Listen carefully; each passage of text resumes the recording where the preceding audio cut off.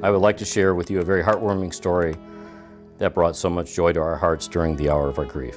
2 years ago, my father, Dr. Gerald Blanchard, and his wife, BJ, were having lunch in Northeast Columbia, South Carolina, Chick-fil-A. Well, the last 2 years, Jerry's dementia was getting pretty bad. He would have good days and he would have bad days. And I just thought that it would be best if we got out every day and did something. We happened to go in the Chick-fil-A one day, and Don came over and sat with us and talked. When I started talking to her that day, I just immediately felt the connection. I don't really know honestly what it was, but I felt the connection with him. It's just like that we had known him for years. The next time we walked in the door, he called us by name. Everybody knew our name. It's just like a big family there. They kind of filled the role of my grandparents since they're passed now. It was just a special connection from the moment I sat down with them that first day. It just grew from there. From a personal point of view, I think that raising the family was one of his highlights. Dad was a hard worker. Dad was very faith-based. He was in the MASH unit in Korea. He did a lot of trauma surgery. He continued with trauma surgery even after he got out. He did work the emergency rooms. That's where he ran a lot of the trauma cases there. He touched so many lives. I don't think he ever realized that, but he was loved so much. He was one of the kindest people that I have ever known in my life. It was really hard with Jerry, towards the end. As I said, he would have good days, then he would have days that he did not know me, or he did not know where he was, and he would just say, I want to go home. Let's go home. So I'd just get him in the car and we'd go to ride. And we'd invariably end up at Chick-fil-A.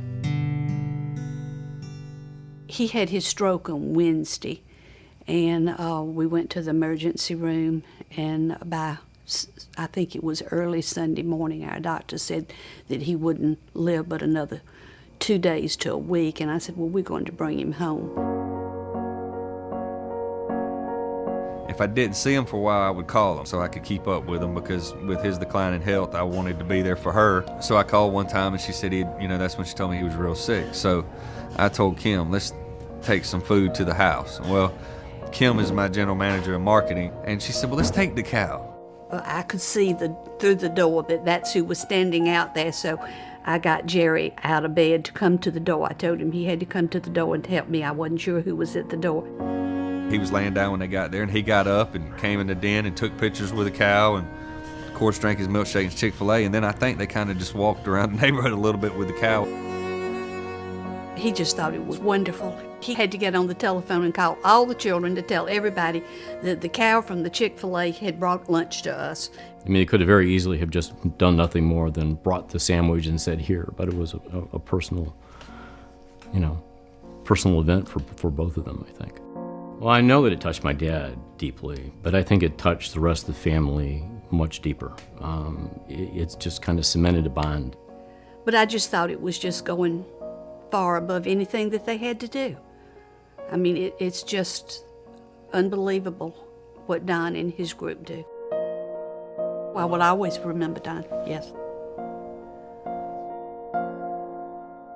I regret to inform you that my father passed away on February 17, 2010.